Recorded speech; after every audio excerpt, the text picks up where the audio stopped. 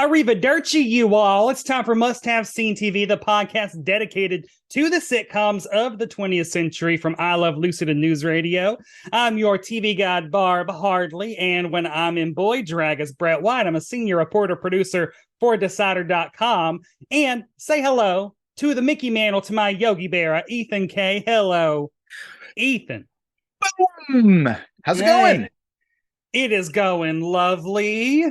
Compliment my outfit. I'm going to say you knocked it out of the park. Ooh. With this.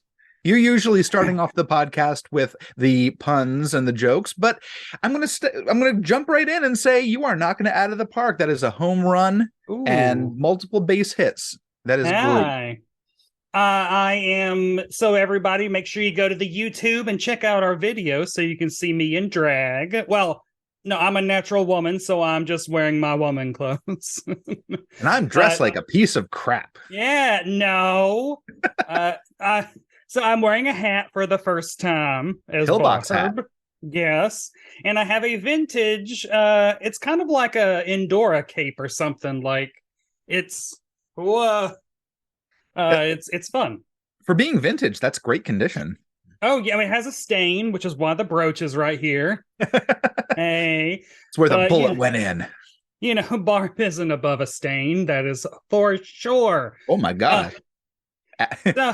Must have seen TV after dark. Hey, I mean, I finally got my Ava Gabor night. I got a nightie and feathery, pink robe. So I'm going to be doing the Green Acres.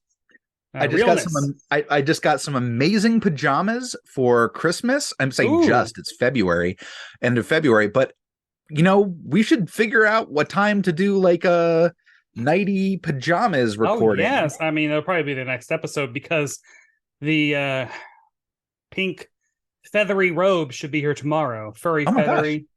You get the best stuff. But yeah, God, I am exhausted after that intro for some reason. It was a marathon intro. And you should also be exhausted because you're doing drag out in public now. I know. I was going to say we need to talk about my first ever polishing, buffing my fingernails. I'm wearing a glove though, so it doesn't make any sense. My first ever live drag show happened. People. Woo. I am a performing drag queen now. I don't just perform for all of you lovely people on YouTube. And you performed to a song that you mixed. So you are a producer as well as a performer. So I mean, just to be honest, this is what I love about drag is like I, did my makeup, did my wig, came up with my look, put together my outfit, made a song. It's just like you can do it's just so creative on every single level, which is what drag is and why it should not be considered a felon in Tennessee, felony. Jesus Christmas. Yeah, that's my home state. So I don't know, by the end of the year, Barb might be unable to vote anymore because I want to go to Tennessee and perform. But on a happy note, so what I did, and this is relevant to the podcast, is I mixed up a whole bunch of old Nick at Night jingles and Nick at Night promos with modern pop music, which is Barb's jam. And it is very appropriate for the podcast. You just did some press for the podcast and you didn't even have to mention the name. It's good when the brand is all in sync, which is it's why I became a sitcom drag queen. Well, no, I became a sitcom drag queen, and then I realized, wait a second, I host a sitcom podcast. I could just do it as Barb. Are there other sitcom drag queens? Just a character that was always in drag. I'm the only one I can think of is Billy Crystal in Soap, which no. Yeah. No, I mean RuPaul guested on some 90s sitcoms. And then Dorothy's brother Phil, we never see him, but he's a cross-dresser or maybe trans. Like it's in the 80s where they didn't understand the difference between drag queen, cross-dresser, and actual trans person. So but Drew Carey show, Drew's brother. Oh, right. His brother was Yeah. his brother was a cross-dresser, and that was a really cool, 90s I thing. I forget the mean, name of that actor too, because I really like him. Every time I see him in something, I really yeah. like him. I mean, I guess I am also a cross-dresser, but for entertainment purposes. For entertainment For purposes. stunting on hoes. That's what that's what a lot of psychics have to be recognized as, because you can't get in trouble if you say this is for entertainment purposes only, which is even for a church like mine, where we're very into the whole spiritualist outlook and mediumship. When we do events, we have to have a little card there that says this is for entertainment purposes only, despite being a religion, because in New York there is a fortune teller law that is kind of shitty. So some fortune tellers in the 1800s ruined it for everybody. Those guys, those ladies, those guys, those ladies. Yeah. So my religion is entertainment. Hey, well, my chosen art form is a felony. So hey, look at us. Brothers and sisters. Oh my God. I would try to tell people, like, direct everyone to somewhere to, like, try to fight all of the anti-drag and anti-trans and just anti-queer in general laws, but I don't know where to direct anyone except for just raising attention and knowing that the only grooming that is going on is from straight Christian families trying to turn their gay children straight. I'm just saying the only people grooming are straight people. Every time you ask a kindergartner, how's your love life? You fending off all them girls? Do you have a boyfriend? Who's your boyfriend? That is grooming. It is. Yep. Gay people never do that. We do not care. Anyway, sitcoms. Sitcom. I always of the 20th century. I have to lick my glove in order to make it work with the touchpad. So yeah, I mean, so let's, this week we're traveling to October 1st, 1957. Fire Down Below ruled the box office, which is not the Steven Seagal movie?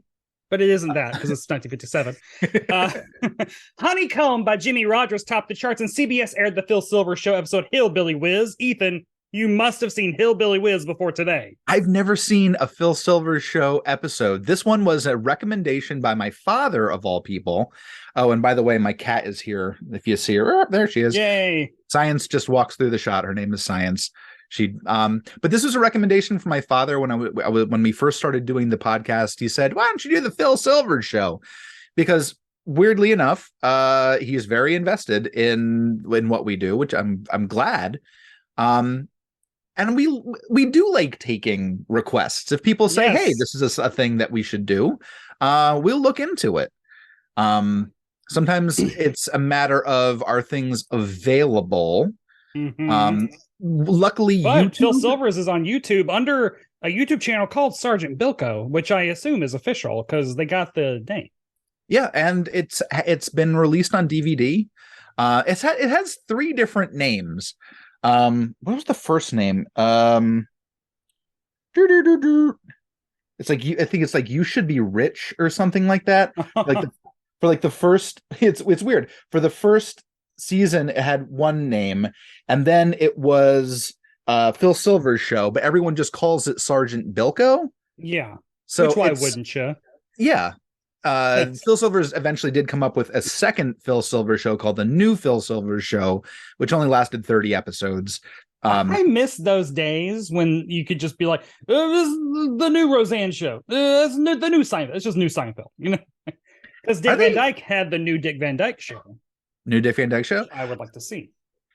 And usually those second series don't last as long as the first, but unless you're Bob Newhart, and it lasts longer. Bob Newhart. Exactly. Yeah. Mm-hmm. That's what I had in my brain. My man. Yeah. I say as I push up my boobs. Anyway. Yeah, no, I have no background on the Phil Silvers Show, except there was a 90s Sergeant Bilko movie starring Steve Martin. Starring Steve Martin, which I think I saw Hi, cat. There's a cat outside my window. Hi. Oh, it's a cat day. Science left. Oh. The whole conceit of the show is it's a military motor pool. So it's on base, but it is kind of the non-combatant groups. And Sergeant Bilko, played by Phil Silvers, who fantastic comedian, did It's a Mad, Mad, Mad, Mad World. He started in vaudeville. I'm reading notes that I took. The other movies that I'd seen him in were Summer Stock with Judy Garland and Gene Kelly. He did a movie with Hayden Rourke called Lucky Me, which also stars, I believe, Doris Day. It's a musical. It's kind of a mid-tier musical. The opening's really good, and Hayden's handsome in it. He was in 40 Pounds of Trouble, which I talked about in a previous podcast, but we edited out because I just told the entire plot of 40 Pounds of Trouble. But it's interesting. That movie is interesting because it was the first movie filmed in Disneyland. Oh, right. And his big thing was Funny Thing Happened on the Way to the Forum. It was written almost for him, but he couldn't do it. He couldn't get out of some filming commitments. So Zero Mostel took over the main character Pseudolus role. Phil Silvers got a side role as kind of the pimp. It's a show about pimps. And then he, knowing that the part was written for him, he ended up doing live performances of Funny Thing Happened on the Way to the Forum throughout his life as the main character, the one that Zero Mostel played. And then he ended up doing a lot of TV guest spots and some live stuff. It's a good life. Yeah, I mean, hey, it's a life. I would have loved to have that life. Just drop in on some shows, be the gay of the week, and then leave. Be great.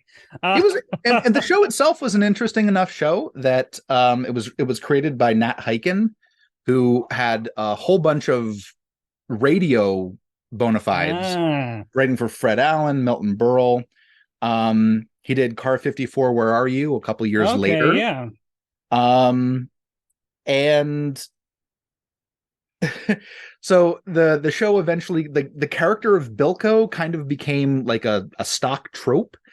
So of this kind of like conniving, Hogan's greedy Heroes. Yeah, kind of. I guess the first appearance of Dino from the Flintstones, Dino could speak and he spoke like Phil Silvers from Sergeant Bilko. So the only reason that it really collapsed, it was very popular. It won numerous Emmys. The reason first 3 years, best comedy series or best half-hour series. They changed the names. It was a victim of its own success. What happened was they kept adding more and more characters and guest stars, and that made the show way too expensive. So instead of easing off the gas, they just said, we'll cancel it. And I mean, hey, TV was new back then. They didn't know what they were doing. No. But this week we're traveling to October 1st. I already did that. I already did this one. Go to the next one. This week on Must See TV, we're talking about the Phil Silvers Show episode Hillbilly Whiz. It's the third episode of season 3, and it was written by Coleman Jacoby and Arnie Rosen and directed by Al DiCaprio. Here's how IMDb describes this here episode. After getting beat 24-0 by the WAC baseball team, Bilko's latest addition to the troop is Private Hank Lumpkin, a man who killed a mountain lion with a baseball. Ethan, how accurate is that description? Yeah, that is accurate. They picked a weird specific. It's strange because like beating by the WACs is literally just the punchline to a joke that their all-male baseball team lost to an all-women's baseball team. To the ladies! And then yes, they do hire they do pick up this new private, Hank Lumpkin. Who is Dick Van Dyke, which, we'll get to. The episode starts with the opening credits, which are animated. And the animation style felt very like Rocky and Bullwinkle to me. Or like, It was that kind of blocky animation. Blocky. There's a lot of I think there was like some weird zooming and stuff like that. But it introduces the cast. The ever-expanding group of also hucksters and get-rich-quick kinds of people that hang out with Sergeant the motor Bilko. pool, the motor pool attracts all kinds, but a lot of grifters. The two big names, I'm not giving just a ton of background here, were Harvey Lembeck and Alan Melvin as Corporal Rocco Barbella and Corporal Steve Henshaw. Those were his two kind of like right-hand men. But the big standout star was Maurice Gosfeld as Private Doberman. Okay. Doberman was the Urkel of the show. That he was a rotund, short gentleman, and they gave him a ton of fun lines because as they made him kind of inept on a lot of things. He was so popular he got his own comic book. Well, they were giving those away. Bilko had his own comic book. I mean, too.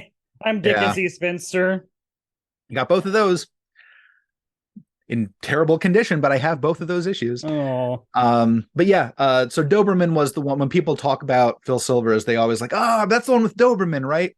Oh yeah. Yeah. Huh. So Doberman's in this episode a little bit. And if I'm gonna say, if you're a boomer who loves Phil Silvers, good job. I think you have good taste. But if you love Family Affair, you have a rotten taste. Let us know if there's a good episode. We still haven't gotten a good episode. Or no recommendations. As far as I know, there are 0 laughs to be found in Family Affair. Could be. The one we saw was all about death. Brian Keith was on an episode of Murder, She Wrote that I watched recently. So. Oh, yeah? Mm-hmm. Well, I mean, we can probably go over some of the housekeeping if anyone has sent us messages at the end of the show, but we can keep talking about the Phil Silvers show, Hillbilly Whiz. So yeah, they come in, they've been beaten by the WACs, which stands for Women Army Corps, I think, or something. I should know that, right? Yeah. But anyway, yeah, so and then Bilko calls them Bilko's misguided missiles is what he calls his team. He says that them losing is a day that will live in infamy, which just feels too close to Pearl Harbor in 1957 to be making that joke. But I'll never forget. I don't know. We do that, so yeah, it's they lost, and of course there was money riding on this, and there's money riding on the next game. He bet $50 next week. He 1957 $50, which I don't know, could be 30,000. I don't know. I mean, it's a lot. And then these two officers come in and just start razzing him. They're like, if you want to pay now, just go on and give us $49.50. Because they know they're going to lose. The Bilko team sucks. They suck. They suck. They're the bad news Bilkos. The bad news Bilkos. The motor pool losers. So now the next scene is them on the rifle range. Like that's because didn't Bilko want them to keep practicing? And they're like, no, we actually have to, do army stuff. What with us being in the army now? Despite the fact that this is a show about grifting, they actually do some army stuff in this episode. Something fun about the show too is that they filmed it like a play.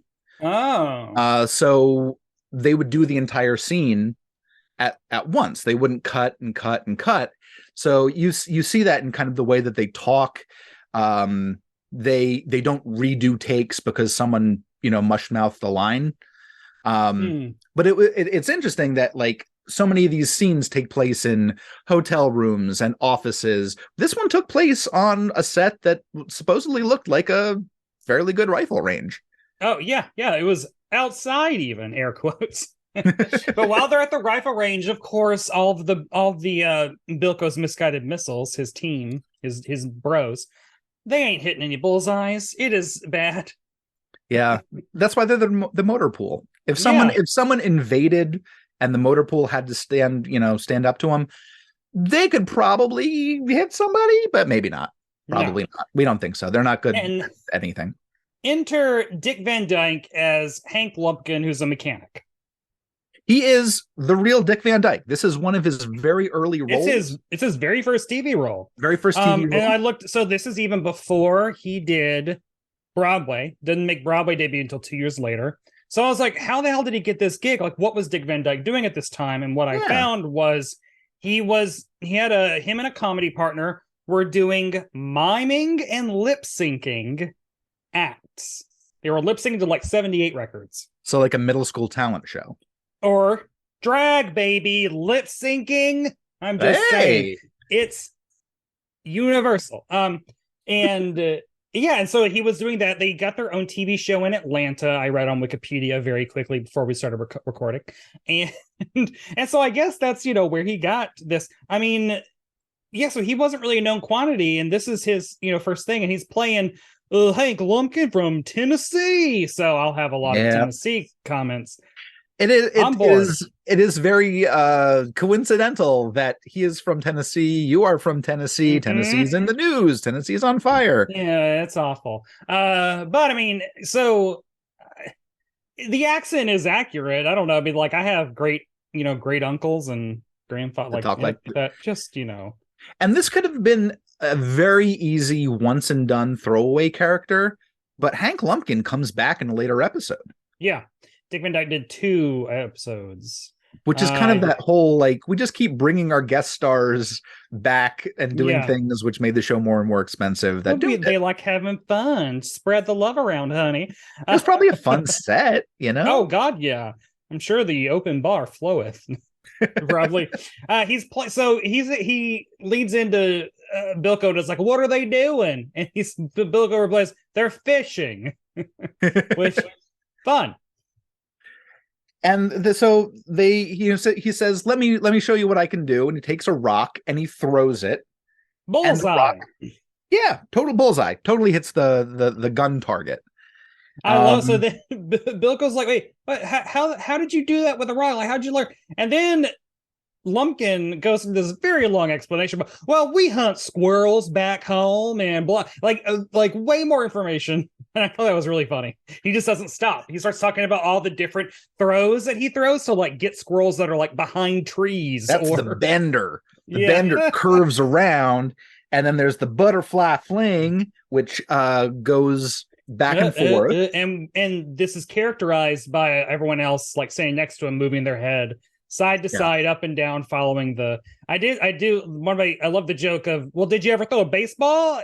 He was like, I killed a mountain lion.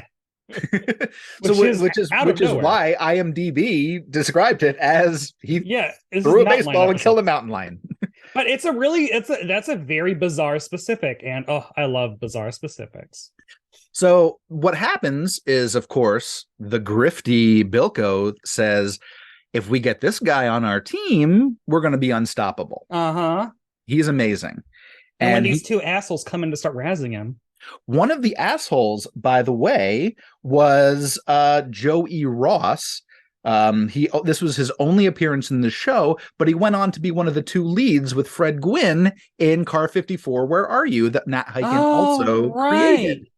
He even does the ooh when he gets excited. So yeah, this was the only episode he did of Sergeant Bilko, yet that character became the lead in a whole different series. Wow. Yeah, and he gets some stuff to do. This is and this is a very involved scene, I guess, where Bilko's like, why don't you bet us $100? Well, I'll bet 200. Why? It's like Bilko's like, well, then why don't I just bet you 200 or 300? And they're like, aha, we heard you. We heard you. You heard him too. He's betting us $300 that they'll win next week. And that's when Bilko then they're also like a game is on at the same time. Like they're watching the Red Sox beat the Yankees. Yeah. And that leads Bilko to be like, oh, the Yankees are terrible. Yankees can't win. This was 1957 Yankees. And that the importance of that will come in later. So stick around, stay tuned.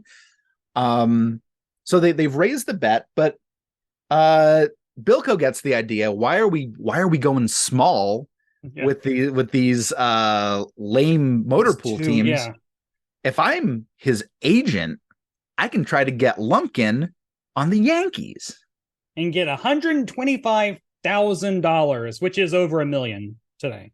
And it would have made sense. He was that good. Yeah, Lumpkin was that good. But then he comes in and he has hurt his hand.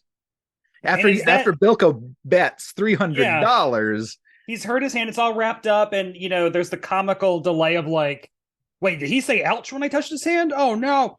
Is it Dalrymple? Who's the breakout character? Doberman. Doberman. Is Doberman the one that closed his hands? Yeah, I think so. He closed his hand in the Jeep hood. And it's funny, like, he's like, well, no, it's not broken. It's just a sprain. It'll be good as new as a week. I mean, I'm not familiar with the rules, but is it okay if I pitch with my other hand? It's just as good. And it's really funny because they take Bilko down. Honestly, they actually, having watched so many sitcoms, you now are like, okay, well, he's hurt his hand, so how are they gonna scam this? And then you think the rest of the episode, I was like, the rest of the episode is going to be about this broken hand. Yep. And delaying it or whatever. But they immediately like, well, my other one's just as fine. Problem solved. Yeah, which is really funny. Other sitcoms would have just made it all about the injured hand. Yeah, and this is 1957, so they weren't like, I don't think they weren't reacting to any, any tropes that we're aware of. So they're making the tropes as they go. Good. Yeah, so they're like, cool. Then we see the game that they play, and it's only characterized by those two dudes sitting on the bench out the bleachers watching. Yeah, you don't need to show the entire baseball stadium if you can just show one section of the bleachers with a couple people behind you and the main characters that are being filmed up front. Because Phil Silvers, Bilko, has called in a scout, a scout for the Yankees. The Scouts, Juju is played by Frank Campanella. He's a character actor that you've probably seen. He's a big, tough guy. He did a lot of stuff. They characterized the game by just the two guys, like, their heads going from left to right or right to left, whatever. Yeah. They're like, strike one, I knew it. Strike two, I knew it. Strike three, I knew it. Yeah. Good. Nice, quick little bit of business. It was weird because there was the one thing that was a little incongruous to me, and I just kicked my microphone. There's a lot of crowd noise being piped in for like what amounts to an intramural army baseball game. I made a note of that. In Rizzuto calls. Oh no, yeah, no. So we don't see the baseball field, which I wrote down. Then after that is when Lumpkin wants time off to visit his girlfriend. Yep. And they like give him the time off. Or no, they say no, we'll fly her up here. Like, yeah, she'll bring her. And then this is where Bilko is like, I'm gonna call my it's an old army buddy, right? Who's like, he was at the Yankees, and he's like, I'm gonna. Well, it's Phil Rizzuto. Phil Rizzuto. That's a person. Phil Rizzuto from the Yankees is a legend. Is he physically in this episode? Yes, he is. Okay, yes. So I don't know sports. Just so he does this whole like the you've seen it a million times where someone calls up, "Hey, it's me, Sergeant Bilko. Bilko, Bilko. We fought in." It's like, so funny because he like says it's Sergeant Bilko, then he goes into the pitch and then seamlessly Bilko keeps talking, then Bilko, like it's so fast, and it is not like the fact that he's getting in chunks of the pitch in between clarifications. It's so funny. One thing I gotta say about this episode is it's not like bang bang bang funny like the great jokes like we saw last time on Just Shoot Me, but it is very, very well performed and very well written. So the entire time Bilko is calling up, he's talking up the catcher. Also, this is an evidence of it being very well written and performed, because this is like, as a viewer, I'm like, why the fuck is he only talking up Doberman? Right? That's his name. Yeah, Doberman, the shitty catcher. And then he's like, then when he gets off, his right-hand men are like, why are you not talking about Lumpkin? Why are you talking about Doberman? He's because I'm going to get him out here to watch Doberman, who sucks. And I want him to think that he's discovering Lumpkin, because that'll make him want him even more. And then so they've taken off, like while this is going on, they've taken Lumpkin out to the batting range. And then they bring him back, and the men are just, it's almost like they saw a UFO or something. Like they're just like, he was just hitting them out of sight. Bunting. I love that. They couldn't find the balls, and he was just bunting. And he's like, "Hey, do you think like when we come back, you can actually like I want to actually take a real swing at one of them?" It's like so good. And also Dick Van Dyke's just really good at playing, a bumpkin in a way. Just like very earnest, nothing going on behind the eyes. Very fun. He's a very fun character actor, and he's still around, and we love him. He was just on Masked Singer. Yeah, that's wild. He was, you can talk about his career forever. He really is just one of those American institutions, especially he was the 20th century. I know. I love He's him. still alive. He's still alive. Yes, please. He still has a vocal group. He still dances. Voting for Bernie. We love it. Absolutely love him. So now we're at the Yankees. Wait, no, we're not at the Yankees yet. We're at the next like motor pool game, and right. the not risotto, but just a scout, right? Just a scout. Okay. It's not risotto. Risotto. So because they have to go to the Yankees are in town, but they have to go back, and Bilko, there's no way that they can get a tryout for Lumpkin while the Yankees are still in town. So their plot is we need to take Lumpkin up to New York. Where are they stationed? I thought it was Kansas. Okay, but like I mean, the plan works because that recruiter is immediately falls for Lumpkin, even as Bilko's like, "Oh, look at that catcher! That catcher's great," etc., etc. And then as soon as the recruiter is like, "How much you want from him? I'll give you 10,000, 125,000." Like he immediately turns. There's really that number. It's the key number. The number is 8. Says Sylvester Stallone. So Bilko tries to get Lumpkin really excited about this, because they're up there, and he's going to get a huge payday from this 125,000 that Lumpkin's going to get. And then there's a problem. They tell Lumpkin their plan, and they have miscalculated, because as soon as they say, Lulabelle, she can go up to New York, we'll be fine, she'll meet us there, it's going to be great, because you're going to play for the New York Yankees. And then Lumpkin's just like, I don't know. The Y word. He's from Tennessee, doesn't like Yankees. Which I will say is accurate to my childhood. Because my parents would call people Yankees as a pejorative. Lumpkin even says that his daddy thought that General Lee gave up too early. Which wow. And then also Bilko says, hey, the Civil War has been over for 90 years. And just hearing that is like, oh, wow. That is so recent for them. It is wild how close that is. But he's like, no, the Yankees are full of just really Southern mountain boys like Mickey Moonshine Mantle. That becomes the new crux of the plot. The plot's taking turns. Lumpkin, I mean, we're getting this could be a movie.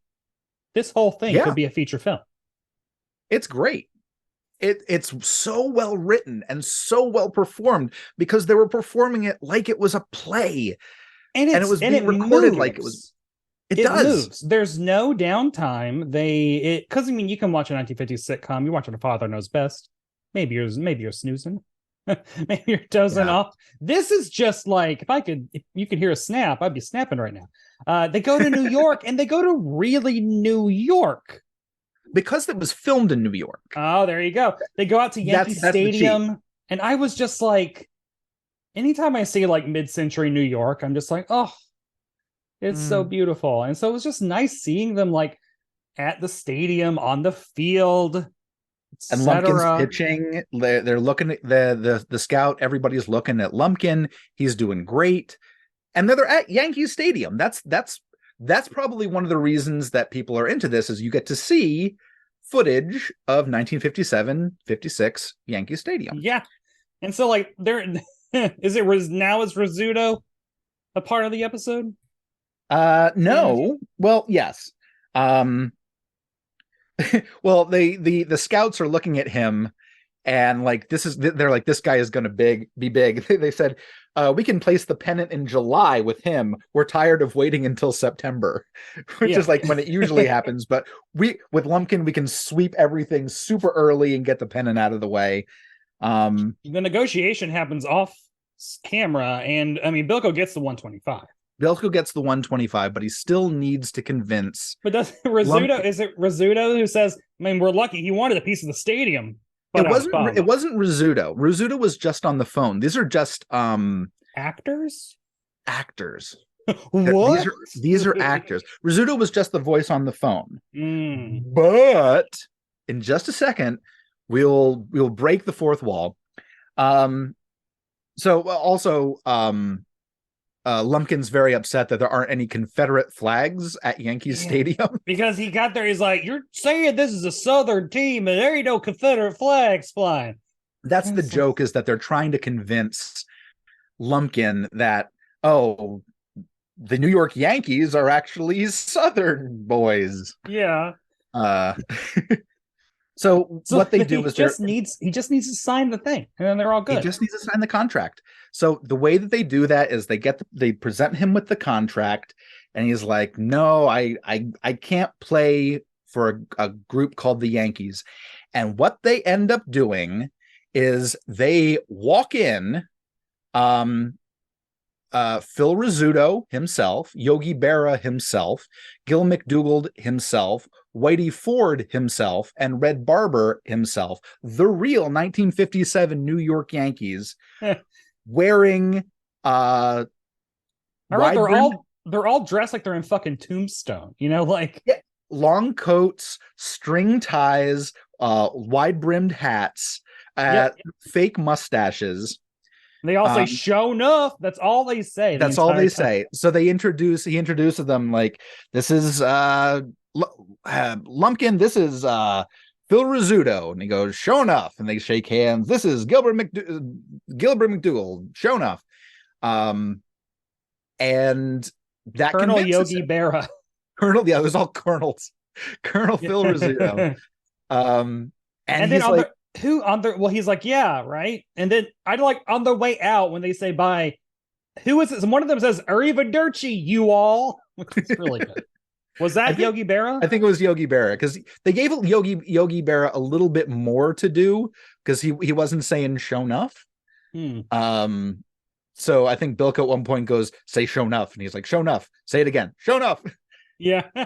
And that's I think why this episode is so well rated on IMDb, because this is an instance of people who would not normally watch this episode.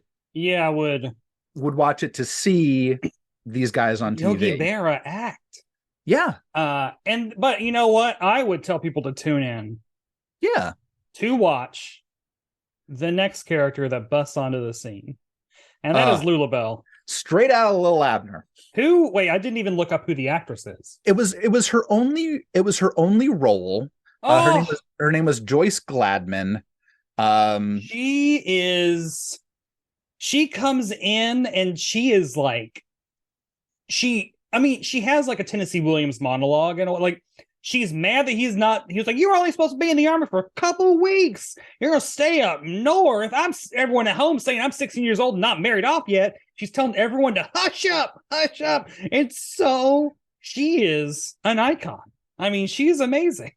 And even Bilko says, "She keeps hushing me." Yeah. He's trying to butt in, and he goes, "Hush up." And he just breaks and goes, "She keeps hushing me." And it's just, she is, honestly, to like steal the scene after a whole bunch of Yankees were just on, like, she just comes in and just commands everything. And I love her. And sometimes, she's great. I think there are a lot of people that were probably just like modern day people being like, "I want to see Yankees Stadium 1957. I want to see Phil Rizzuto on screen. I want to see Yogi Berra on screen. I want to see Whitey Ford on screen." And I think it kind of tips this episode. It puts its finger on the scale a little bit, because this one is rated much more highly than any of the other Phil Silvers Show episodes around it.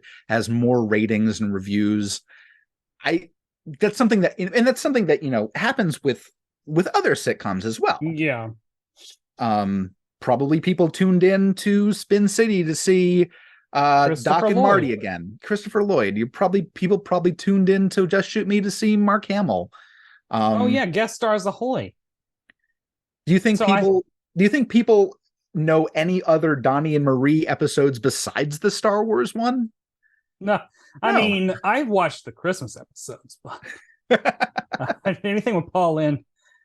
So, but like now, Lumpkin turns to Bilko and he's like, I don't know what to do. Like, what would you do? Would you like play ball or would you go settle down with Lula Bell? And Bilko, to his credit, I guess, is like, I'd play ball with Lula Bell. Bump, bump, bump. No signing that contract yet. Yeah, he signed the contract, but he did sign the contract. But Bilko is not going to be getting any of that money. Because so like the end of the episode is like all of them are watching a Yankees game and they're all like, well, Lumpkin just killing them. And like the announcer's like, no one has like no one's hit. What is the wording? Pitching on, like no one has gotten on base. He's pitching right-handed and left-handed and no one's getting on base. I don't know what the baseball terminology is. He's playing, and begs the question: how did they get him to play for the Yankees? And then the announcer throws to his sidekick, Lula Bell. Is Lula Bell in a big ass hat, and she says something about the Confederacy. Doesn't she say? Oh, she's like the flag is flying or something. Something like, and then yeah. But I think like the laugh is so loud that it drowns out whatever she's saying, I think. Because it's just like, I was just like, I loved that button. But as they kind of like, as they fade her out, she's actually talking baseball. Yeah. So it's not just like, there's some guy with a ball. And it's like, she's actually talking like stats and stuff. So turns out that she's really good at this. We discover that. And then Bilko, everyone starts ragging on him and he tells them all to shush and calls them a bunch of carpetbaggers. And that's the episode. Da, da, da. Oh, what was that? That was me going, woo! Oh, no. I think one of my earbuds might have died. Whatever. Oh. I just heard that noise. Let me check. By the way, if 10%. You're listening at home, I'm drinking Alani Nu energy drink. Absolutely love this stuff. Are you ready for some must-have facts? Hells yeah. Knock them my way. Before my AirPods die on me. Ratings, it wasn't in the top 30. It was for the first 2 seasons, but you know what? It still won the Emmys, so just, who cares? Yeah. I forgot to look and see what the top 5 shows of the season were. 1957 to 58. 1957. So it's the fall 1957. Top rated. God. I'm typing with gloves. Oh my gosh. So the top 5 shows of this season were I've Got a Secret, Have Gun Will Travel at 4, Tales of Wells Fargo at 3, Western, 2, The Danny Thomas Show, and number 1, Gunsmoke. All CBS except for Tales of Wells Fargo, which is NBC. We're gonna have to do a Danny Thomas Show just because I don't remember liking it, but it was super popular. The episodes that I saw on Nick at Night, I'm like, these aren't funny, but it was like gigantically popular. They're just like all those, dad sitcoms of the 50s. I'm like, yeah. This aired as part of the CBS Tuesday night lineup, which was Name That Tune, followed by The Phil Silvers Show, The Eve Arden Show, To Tell the Truth, The Red Skelton Show, and then the $24,000 question. It's not a bad night. I mean, it's a lot of heavy hitters. Yeah. Now I'm going to... Even to this day. Did I close it? Okay, everything has gotten messed up, but whatever. I don't have synopses for what are you going to watch tonight? I had the newspaper article open and then I closed it out. So we're just going to go on ABC. I would watch this probably. Well, I mean, you're not going to watch Sugarfoot on ABC? No. Or the Eddie Fisher Show on NBC? No, I don't care much for Eddie Fisher. Yeah. Phil Silvers. People People liked him. He was very popular. Movie star. Yeah, movie star, vaudeville star. He got his start in, I think it was New York, where he would sing on silent films when something would go wrong with the piano player or the organ player, or something would go wrong with the film. He would get up and sing as a child for the audience. Oh, this is something you could do. Oh, good You'd old hire days. a child to sing for you. On IMDb, 55 users gave this episode 8.5 out of 10. Bunch of Yankees fans. Maybe some fans. Dick Van Dyke heads. What do you say? Higher, lower? No, I think it's pretty accurate. I think that is accurate. I think you got one, IMDb. I think if the jokes had been a little bit more joke, and not instead of just kind of like the longer funny situation kind of stuff, it might have gotten a little higher from me. But it was real. You watch it and you're like, everybody here is doing really, really well. Oh yeah, the writers, the direction, the actors. Yeah. So who had the must-see performance? Dick Van Dyke. See, Lulabelle. I'm going with Lula. For what steals that scene. But Dick Van Dyke is obviously great. I think that Dick Van Dyke does not phone it in. I wonder why she didn't do anything else. Now I need to find out. Anything's possible. I can try to do a quick search about what Joyce Gladman was up to. Maybe that was the only thing that she did. Yeah. What an iconic episode to be in, though. Yeah. With the Yankees. And must other people see this episode of television? I mean, this is my first Phil Silver Show episode, and I wasn't lost. No, I thought it was great. I can imagine people can be very turned off by the fact that you have to memorize the names of 50 different people dressed identically in army fatigues. Oh yeah, that's I was kind of taking it as, there's Bilko and then everyone else. Yeah. Short one, tall one. It's his friends. Yeah. Bilko and friends. Which could be that. So with that episode kind of in the can, do you want to go back and I can ask you, what are you watching, Barb? Oh, geez, totally even forgot. Perfect Match on Netflix, which I feel like I've talked about. I don't know. It's a dating show that I have to cover that is pretty addictive. Ooh, high praise. Yeah, I mean, it's absolute garbage, but it is addictive. And I mean, Columbo. Have we talked about Columbo? We talked. I can't even remember what we talked about, but yeah, I mean, I've been watching a lot of Columbo. We talked about it a little when we talked about Poker Face. Mm-hmm. That's become must-see TV, by the way. Poker Face is amazing. Absolutely perfect television. Every episode is just, the most recent one was in Tennessee, the race car episode. Yep. It's so good. It's so good. And I don't know, it stays that good because I've seen season 1. And it's very good. What are you watching? You know what just came out? Moon Girl and Devil Dinosaur. Oh right, yeah. That's on Disney. It's cute. It's running on the Disney Channel and then a week later on Disney Plus, but Disney Plus has 6 episodes. Yeah. The first one's 46 minutes, so you get a big long one. The rest of them are 26. It's funny. It's really well styled. Oh, good. It's really good, and it's all ages, and it's fun, and it takes place in the Lower East Side, one of my favorite places. One of the coolest places in New York. What Marvel characters pop up? Or they skimp? Or they skimp on it because they say the Avengers don't go below 14th Street. Good, love that. I think the Beyonder shows up in episode 6. I haven't watched it yet.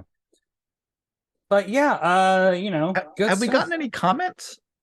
Does anyone love us? No, we've gotten a couple of new YouTube followers. Well, thank you. So thank you for that. But leave comments. We're getting back into a weekly groove. Hopefully. I mean, I had to prepare for my drag show, and then hey, depression is fun. So she's fine now. I've been busy. I got a new job, and Seb got a new job. Your husband got a new job. So we all have new jobs. I start mine on Tuesday.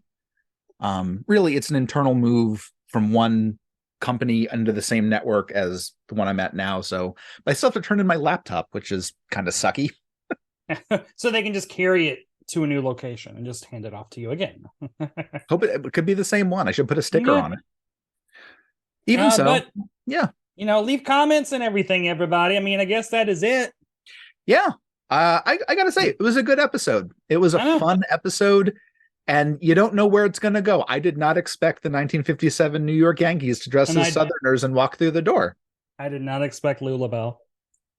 You cannot expect Lulabelle. Never expect her. Treasure her. Tornado. She's great. Straight out of Little Abner too, like polka dot. I was like polka dot dress, big hair, like great. Yeah. But yeah, thanks everybody for hanging out with us. Please, Ethan, where can they find you on the internet? I'm still on Instagram at EthanK55. Probably the best place to reach me. And I've made a couple new friends, couple new people have followed me and they like my stuff. So thank you, everybody. Yay. How about you? And everyone should follow me on Instagram and Twitter on Instagram, but at Barb Hardly, where if you go, you will see the number that I performed. I posted on there. It's also on YouTube. It's called Nick at Nightclub. So you can search for Barb Hardly on YouTube or watch it there. It's fun. I'm proud of it because I'm a drag queen. It's so fun. It was great. This is me now. Yeah.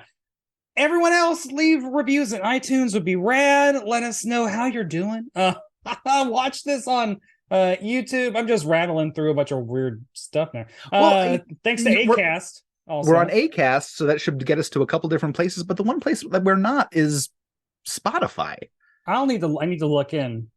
But although who knows? Places. It could be. I wonder if Acast has a thing against Spotify. Know. You never know with these big corporations. I don't know. But hey, if they do have a thing, that we do too. Hi, thank you.